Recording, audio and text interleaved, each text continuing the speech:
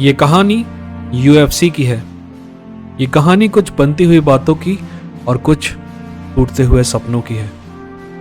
ये कहानी उस ऑर्गेनाइजेशन की कहानी है जिसका एमएमए की दुनिया में लगभग एक छत्र राज है। इस कहानी में खून है, इस कहानी में मेहनत है, इस कहानी में सुकून है, इस कहानी में सेक्रीफाइस है, इस कहानी में धक्का है और इस कहानी में धोखा भी है,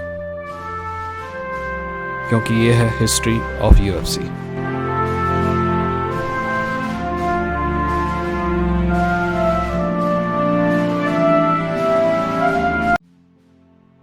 मैंने आपसे हमेशा वादा किया है कि जब भी आप वीडियो देखकर उठेंगे तो आपके पास पहले से ज़्यादा नॉलेज होगा, और इसी वादे की इज्जत रखते हुए आज हम यूएफसी हिस्ट्री की सीरीज शुरू करेंगे। ये यूएफसी हिस्ट्री का 0 एपिसोड है। हम ये जानेंगे कि आखिर यूएफसी चालू किसने की, और जब शुरू की थी तो क्या उनका इरादा सिर्फ एक फाइट करवाने का था, एक दिन की फाइट करवाने का था, या फिर बरसों बरस लगातार फाइट्स करवाने का था। हम आखिर जानेंगे कि इसका जो आइडिया था वो किस आदमी ने दिया था। फिर हम उस दौर में जाएंगे जहाँ पे एक समय यूएफसी में जुजित्सु का कब्जा था, और मेनली कहा जाए तो ग्रेसी फैमिली का कब्जा था।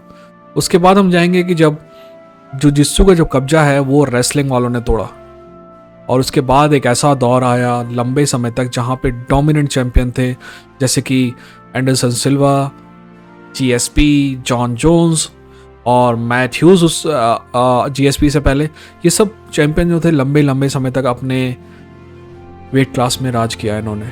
हम उस दौर में भी कदम रखेंगे कि आखिर यूएफसी क्यों बिकी और एससीजी के पास क्यों गई, और फिर उस दौर में कदम रखेंगे कि एससीजी ने क्यों यूएफसी जूफा को बेचा।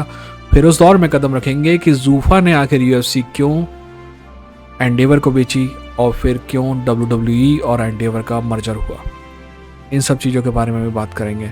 हम इस बारे में भी बात करेंगे कि यूएफसी के इस पूरे दौर में कितनी कंट्रोवर्सीज हैं जो यूएफसी से जुड़ी हुई हैं। क्या यूएफसी ने सब कुछ सही किया, यूएफसी ने सब कुछ गलत किया। हर चीज़ के बारे में आपको जानकारी देने की कोशिश करेंगे। हम बात करेंगे कि आखिर यूएफसी ने क्यों लंबे समय तक ये अपना पॉइंट बना रखा कि विमेंस जो है यूएफसी में नहीं आएंगे, और फिर उनको क्यों आखिर विमेंस वेट क्लास जो है वो चालू करनी पड़ी। और Ronda Rousey, Conor McGregor, GSP, Jon Jones, Nick Diaz जैसे स्टार्स का इतना बड़ा योगदान है यूएफसी को यूएफसी बनाने में।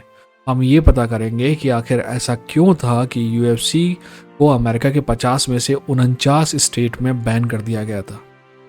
हम ये पता करेंगे कि कैसे कमीनापन करके यूएफसी को बहुत पहले ही लीगलाइज किया जा सकता था पर नहीं होने दिया गया, उसके पीछे क्या कारण है। इन सारी चीज़ों के बारे में हम जानेंगे। पर आगे बढ़ने से पहले सब्सक्राइब करके बेल आइकन पर क्लिक करिए, और यूएफसी हिस्ट्री का एपिसोड नंबर 1 देखना मत भूलिएगा, क्योंकि वहीं से शुरुआत होती है। मैं जो ये एपिसोड हैं जो मेरे मेंबर्स हैं उनके लिए मैं जैसे ही बनाऊंगा तो रिलीज़ कर दूंगा, पर जो नॉर्मल ऑडियंस है उनके लिए हर वीक में कोशिश करूंगा कि मैं एक एपिसोड बना पाऊँ, क्योंकि हर एक एपिसोड के लिए बहुत सारी रिसर्च करनी पड़ती है। और मैं एंड में आपको, मेरे पास 7 किताबें हैं जिसकी वजह से मैं कर रहा हूँ, एंड में आपको मैं सारी के लिंक प्रोवाइड कर दूंगा ताकि आप वो किताबें खरीद सकें। ठीक है, अपना ख्याल रखिए, अपनों का ख्याल रखिए। याद रखिए, नॉलेज जो है वो किताबों में है, और आप मेरा नहीं किसी का भी वीडियो देखकर उठते हैं और आपके पास उतना ही नॉलेज है जितना पहले था, तो कोई मतलब नहीं है दुकाना दोस्त, टाइम वेस्ट किया आपने, है ना। ठीक है, इतना इन्फॉर्मेशन की लड़ेंगे जीतेंगे।